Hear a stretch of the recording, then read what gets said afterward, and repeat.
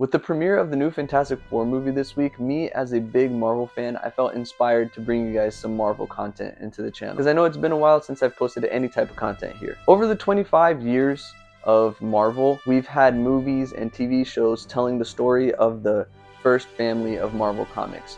Reed Richards, the brilliant scientist, Sue Storm, his lovely wife, Johnny Storm, the playboy brother, and Ben Grimm, Reed Richards' best friend. But here's the thing. Oh, brother, this guy stinks! I could definitely stand here for the next couple minutes and tell you guys the origin story of the Fantastic Four, even though there's already been movies, TV shows, and I bet there's 1,000 other videos on YouTube that have done that already.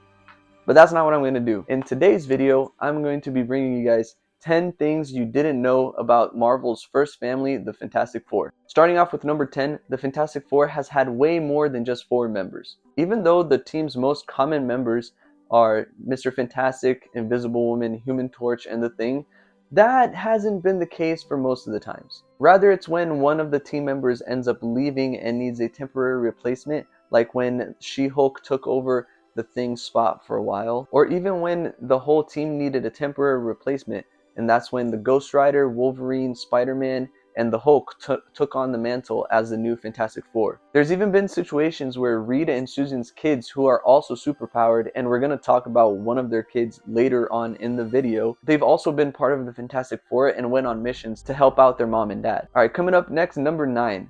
Dr. Doom actually named Rita and Susan's daughter. Yes, as crazy as it sounds, Dr. Doom, who's been the Fantastic Four's greatest villain ever since the teams existed, was actually the person to give Rita and Susan's daughter's name. So this happened because when Susan was still pregnant with their second baby, she had some complications during the pregnancy, and unfortunately Reed wasn't available to help her out. So because of this, Johnny, Susan's brother, is desperate looking for help wherever he can find it, and that ends up leading him to Victor Von Doom. With no other options, the Fantastic Four has to trust the life of Susan and their unborn baby in the hands of Doom, and he agrees to help out, but with one condition. So after successfully saving the life of Susan and the baby, Victor takes the baby and names her Valeria in honor of a childhood love interest. Number 8, the Human Torch was temporarily a herald to Galactus. So real quick, for those who don't know what that means, a herald of Galactus is a person that is handpicked by Galactus to be a scout and look for suitable planets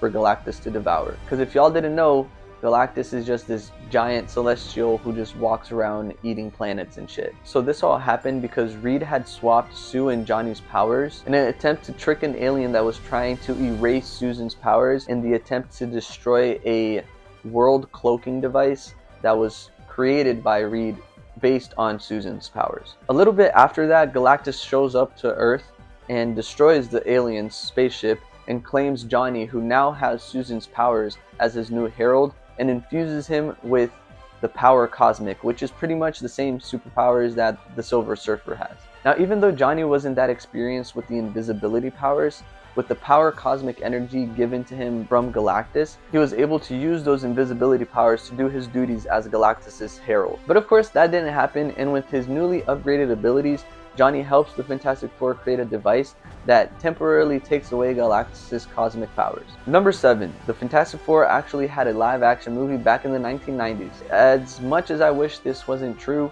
it actually happened, and God, what an awful movie. So a little bit of history for you guys. Back in the 90s, Marvel Comics was really close to becoming bankrupt because of all the competition that they were getting from Detective Comics. And by the way, DC actually stands for Detective Comics. So if you didn't know that and you spend your whole life saying DC Comics, all you've been doing is just saying Detective Comics. Feels kind of stupid, doesn't it? So in the attempt to keep the film rights for the Fantastic Four characters, Marvel rushed into the production of a poorly produced, low-budget film that never got released to the public. And that's a good thing, because if you look hard enough on the internet, you'll still be able to find some clips from that movie, and believe me when I tell you, it's horrendous. Doom, it's clobbering time.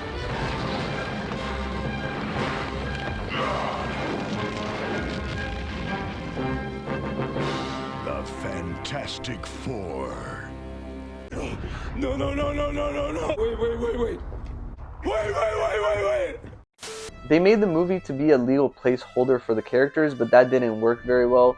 And to avoid bankruptcy, Marvel started selling the rights to a lot of their characters, to where they sold the rights of the Fantastic Four to Fox, and that's where we have the early 2000s movies of Fantastic Four, and the same thing with the early 2000 movies of the X-Men. Moving on to number 6, each member of the Fantastic Four has been an official Avenger. As we all know, there's so many different superhero groups in the Marvel Universe. There's the Defenders, the X-Force, the X-Men, the X-Factor, the Avengers, the Young Avengers, the Avengers West Coast, Alpha Fight, Thor Corps, the Shadow Initiative. It's inevitable that one day or another these groups are going to meet up and work together. Like, for those who don't know, Spider-Man is practically the 5th member of the Fantastic Four just because of the amount of times that he's teamed up with them. Sue and Reed Richards were actually the first 2 Fantastic Four members to temporarily join the Avengers in the Avengers issue 300 back in 1989. The Thing has been an Avenger multiple times before, and the Human Torch was the latest one in the group to become an Avenger after he joined the Avengers Unity Division in the 2014 Uncanny Avengers issue number 1. Coming in at number 5, the Ultimate Universe version of Reed Richards is one of Marvel's greatest supervillains. Yeah, I don't think you guys expected that one. We're already halfway through our list, and if you've made it this far, drop in the comment sections below Excelsior.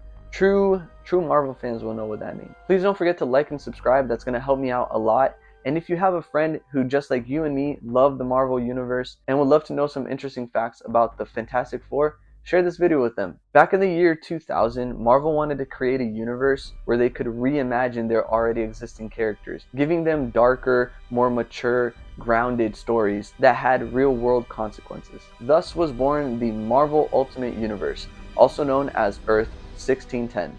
The Fantastic Four being Marvel's first superhero group, they were the first ones to get their own series in this new universe. And so Marvel launches the Ultimate Fantastic Four series, where they show already existing stories of the Fantastic Four in their original universe, but with much more intensity. Because a series of traumatic events that happen around Reed, like the disbanding of the Fantastic Four and Susan rejecting his marriage proposal, the dude also proposed to Susan at her dead dad's funeral, so I would have rejected him too. And with all of that happening to him, it drove him insane, and he became the Maker, one of the most terrifying villains in Marvel Comics history. Number 4, the Fantastic Four disbanded and became the Future Foundation. So when the Fantastic Four thought Johnny had died, it made them rethink their position in society and as superheroes. And with that, Reed creates the Future Foundation, a team that's purpose was to find a way to better the world using science. To help him meet that goal, he recruits superheroes like Spider-Man to join him in his newfound mission, in despite of the great tragedy they thought had happened. Coming in at number 3, Franklin Richards is one of the most powerful beings in all of existence. So as that last name implies, Franklin is the firstborn son of Susan and Reed Richards. Now, don't get me wrong, all of the Fantastic Four members have incredible powers, but none of them come close to what this kid can do. So because Franklin was born with his powers, he was classified as a mutant.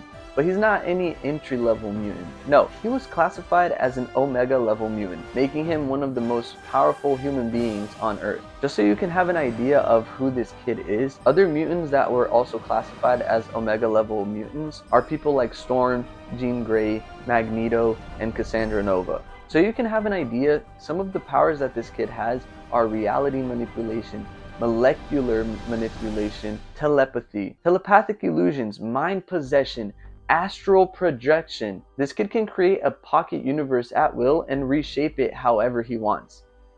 Talk about overpowered. Coming in at number 2, the Thing is technically immortal. Even though it may look like his powers are the most simpler of the 4, his rocky skin and his super strength give him way more than just the ability to go toe-to-toe with the Hulk. It's revealed back in the year 1998 in Fantastic Four issue 605. In the 51st century, Ben was still very alive, as strong as ever, and carry on the legacy of the Fantastic Four. This means that this guy was alive and kicking in the year 5001.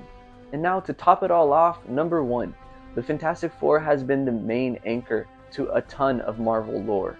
If it wasn't for Mr. Fantastic, Invisible Woman, Human Torch, and the Thing, a lot of the stories and the characters that we know today wouldn't even exist. Characters like the Silver Surfer, Doctor Doom, Galactus, they all had their first appearances in the pages of the Fantastic Four comic books. Civilizations like the Skrull and the Inhumans also came to be and came to exist in the pages of the Fantastic Four. Without the Fantastic Four, we wouldn't have one of the greatest and one of my personal favorite stories, the Secret Wars, and other stories like Secret Invasions or Ultimate Invasion. Even the Black Panther had his first appearance in one of the Fantastic Four comics. They are Marvel's most important superhero team, and they deserve all the love and respect that the fans give them till today. And with that, we come to the end of our video. I really appreciate you guys for watching this video, and if you watched it all the way to the end, please drop a like and subscribe to the channel. So I hope you guys enjoyed it, and I'll see you in the next one.